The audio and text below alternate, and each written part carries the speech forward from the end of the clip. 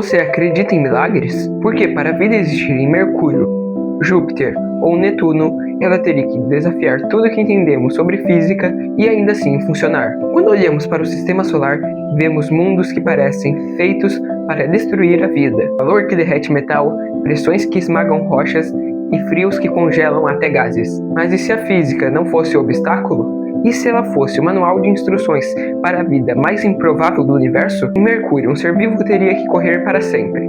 Em Vênus, teria de ser quase uma rocha, ou viver dentro de nuvens de ácido. E nos gigantes gasosos, teria de ser leve como um balão ou denso como um diamante para sobreviver. Neste vídeo, vamos fazer o experimento mental definitivo.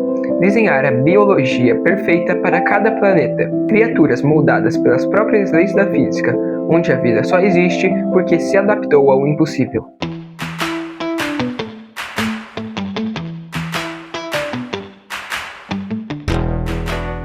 Mercúrio, o corredor nômade e o escudo reflexivo. Mercúrio é um mundo de extremos. No lado iluminado, a temperatura pode passar de 430 graus, calor suficiente para derreter metal. No lado escuro, cai para cerca de 180 negativos.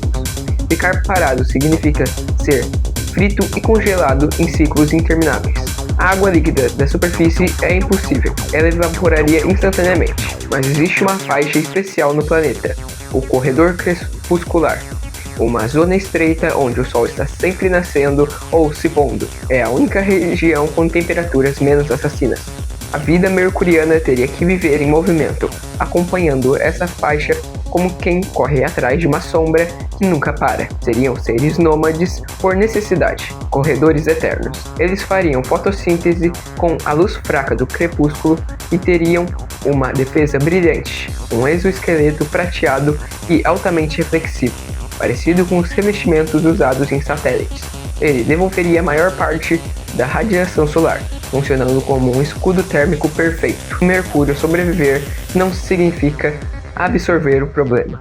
Vênus, a superfície de silício e as cidades nas nuvens. Vênus é o inferno feito planeta. Temperaturas acima de 460 graus. Atmosfera que esmaga com 90 vezes a pressão da Terra e nuvens de ácido sulfúrico. O carbono, base da vida na Terra, simplesmente não aguenta.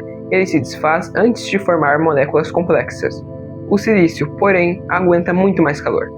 Por isso, a primeira forma viável de vida seria 1. Vida de silício.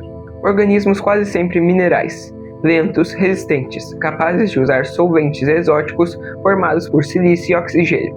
Eles seriam mais parecidos com cristais vivos do que com animais. 2. A vida subterrânea. O solo venusiano é mais frio e estável. Eles poderiam viver entre rochas, numa zona intermediária, longe o bastante da superfície para não derreter, mas longe demais do núcleo para não serem cozidos por dentro. Eles seriam quimiosintéticos, obtendo energia de reações entre minerais aquecidos e fluidos subterrâneos. 3. A vida das nuvens. A 50 a 60 km de altitude, a temperatura e a pressão lembram a da Terra. O desafio é o ácido.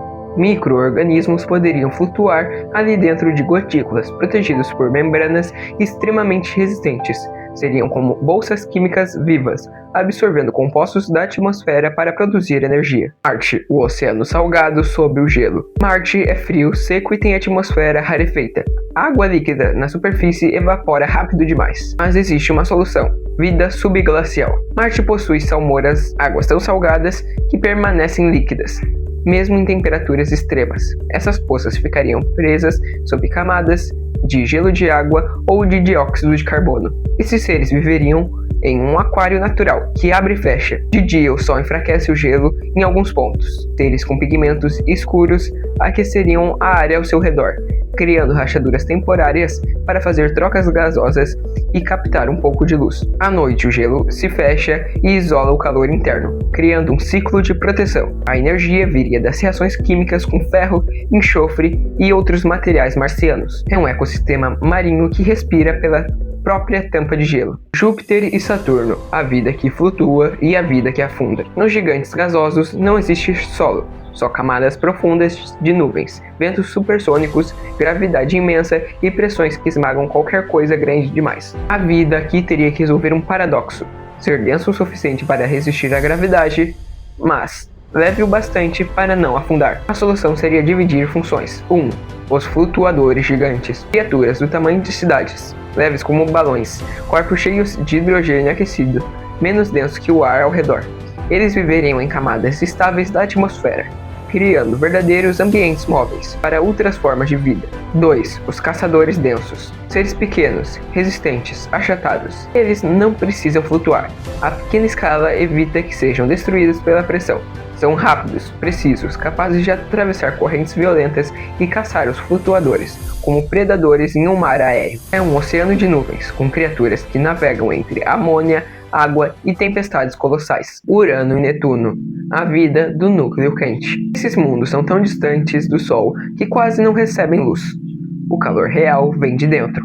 O manto desses planetas é formado por água, metano e amônia em um estado estranho, quente, denso, fluido e altamente pressurizado. A vida teria que habitar a fronteira externa desse oceano supercrítico. Seriam corpos compactos, esféricos, ou em formas de filamentos resistentes a pressões absurdas. Usariam solventes como amônia e metano líquidos. Eles obteriam energia diretamente do calor do núcleo e de reações químicas com o manto. Um ecossistema escuro, esmagado e fervilhante, mas vivo. Conclusão: a vida, assim como a física, é adaptação, seja na molécula ou no planeta inteiro. Tudo que existe tenta sobreviver ajustando-se ao ambiente. A busca por vida fora da Terra mostra algo profundo. A vida não é o que o universo permite. A vida é aquilo que o universo não conseguiu impedir. Qual dessas adaptações você achou mais plausível? A vida que corre eternamente em Mercúrio ou a vida esmagada e aquecida de Netuno? Se você gosta desse tipo de experimento mental que mistura macro e micro ciências de forma intuitiva e analítica, inscreva-se no canal e ative o sininho. Muito obrigado por assistir até aqui e até a próxima.